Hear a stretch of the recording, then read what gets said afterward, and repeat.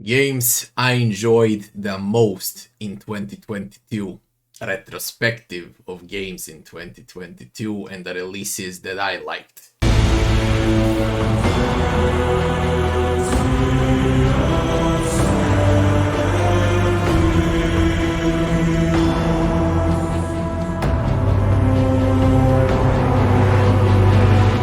I won't be speaking here about this upcoming, currently released God of War Ragnarok or the upcoming Callisto Protocol, because those would be two games that are the only ones worth playing left, I guess, till the end of the year, so you can easily make this video without those two. I believe I played more than 100 games in this 2022, tested a lot of indies, play almost all AAA titles, and frankly, it's a bad year for gaming. It really is. Very few good titles and a lot of garbage titles. Like 99% of what came out was garbage. So what is that 1% that I enjoyed the most? The first one you are looking at right now would be Summum Aeterna, a classic roguelite. This is in early access, okay, and I got 50 hours in early access for Summum Aeterna. There's 10 maps available.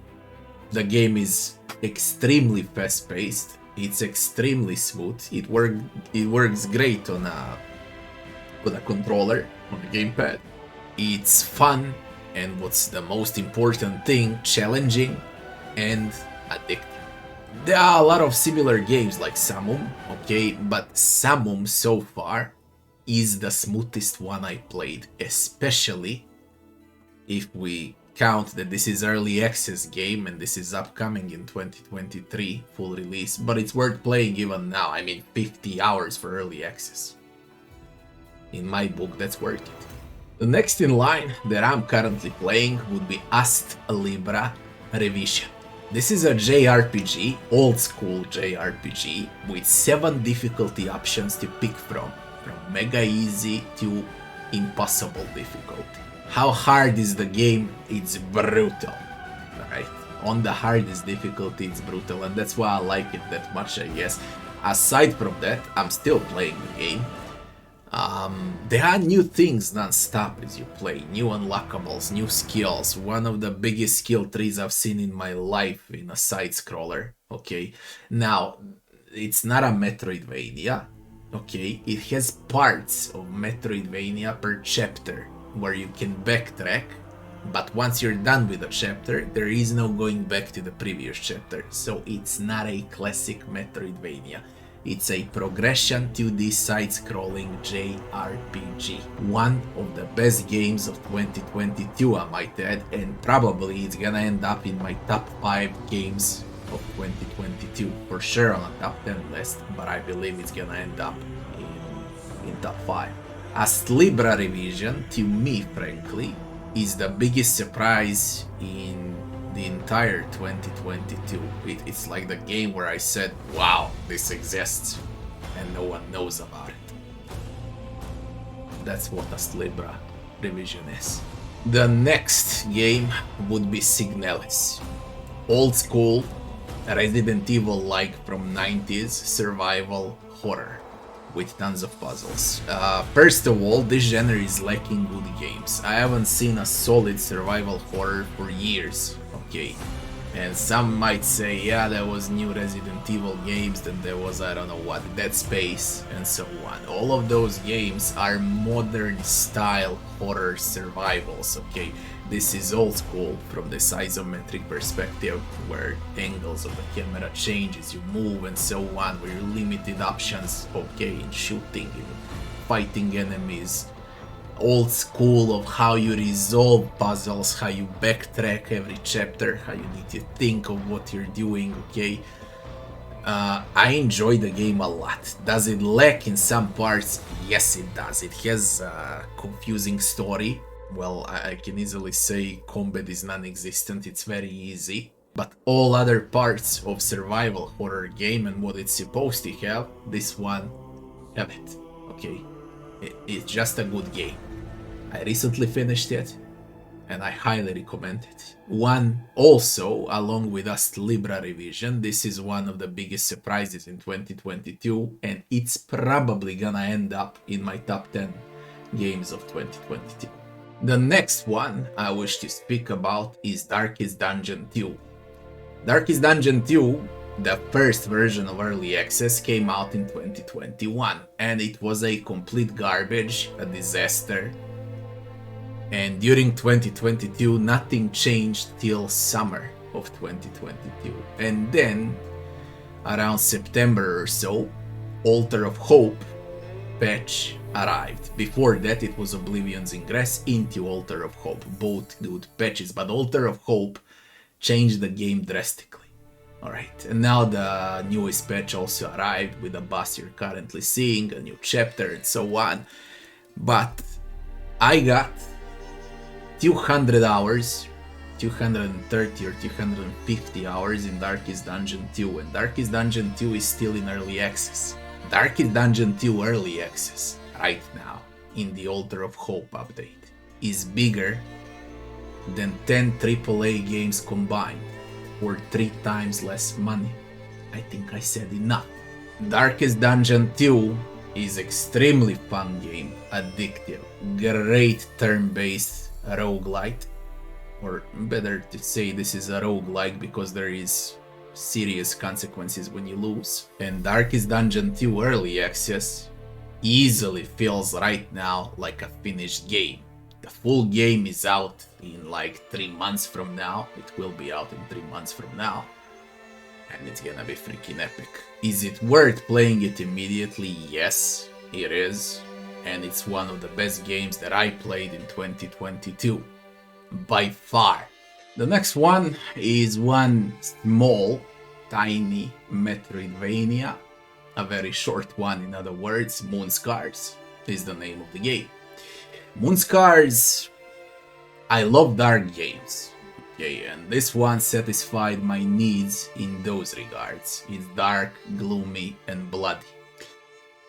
But in terms of Metroidvania hunger, it didn't offer a lot, okay? So I had fun with it. I recommend on a huge sale. The game is worth playing one Sunday afternoon, I guess. Other than that, do not expect a lot out of this one. I mean, after all, there were far worse Metroidvanias during 2022. 2022 came out like with 20 Metroidvanias, okay? With B.L.A.S.T Brigade, with Ghost Song, with Soldiers, with Moonscars, with the Tarnishing of Juxtia, and so on and so forth. Moonscars looks the best out of them all. Now, speaking about Metroidvanias, B.L.A.S.T Brigade and the Evil Legion of Dr. Creed. That's the name of the game. This is the only Metroidvania that put a smile on my face multiple times while I was playing it. It's an extremely funny game. Not in a rude way funny. Funny that it can be played if you're 5 years old or 55. It doesn't matter the age. The game is a Metal Slug-like. It plays like Metal Slug, but it's put in a Metroidvania genre. Alright, with backtracking, with map, with bosses, with itemization, leveling, and so on, all aspects of Metroidvania. But the gameplay on its own is exactly the same like in Metal Slug combat. Alright, funny game, you wanna relax, you wanna have fun, you wanna laugh, you can go with B.L.A.S.T Brigade. The next one is Thymesia, call it however you like. This game is the best Souls-like in 2022, if we exclude From Software's Elden Ring. This is the best copycat in 2022. Indie Souls-like. Short indie Souls-like, full with combat, with some very irritating, hard, and unique boss fights. Aside from that, should you play it or not? Yes, if you are a fan of a genre. You should not skip if you love the genre, because it's worth playing, okay? You're gonna finish it fast, 10 hours, 15 tops. Depends on the player, of course. word on a huge sale. Warhammer 40k Chaos Gate Daemonhunters. It's an XCOM, and it's better than XCOM. An XCOM copycat that's far better, because it has more interesting world, the world of Warhammer 40k. Alright, XCOM can compete with that. Over here, you're gonna play with Space Marines. Better to say, you're gonna play with the elite unit of Space Marines, the godlike Grey Knights. First of all, the game is harder than XCOM on its hardest difficulty. Second of all, the game is longer than XCOM, and it's a copycat. It's a very long game. It requires a lot of grinding though, and it can become repetitive, and those are the downsides. But it's just way too fun, okay? You get way too much fun in this game because of a lot of classes that you can play with, and a lot of enemies, and the variety is huge, and a lot of bosses. Alright. Now you add micromanagement on top of it all, and everything that goes with an XCOM like, and you got a perfect game. Probably this game is gonna end up in my top 5 games of 2022, in top 10 for sure. I recommend playing it no matter if it's a discount or not. The game is worth every second. Speaking about the game that's worth every second of your time, this is the one. King Arthur's Knight's Tale. Absolutely amazing game. This one is a Darkest Dungeon like as far as management, micromanagement goes. How you level up stuff, create buildings, cure your heroes, your champions, okay? And it plays like Divinity Original Sin 2, so it's a combination of a Darkest Dungeon roguelike and Divinity Original Sin 2 as a CRPG. Brutal combination, to be honest. I loved it. What you can expect out of this game is a lot of hours, a lot of challenge, a lot of fun, and believe it or not, it even has endgame content.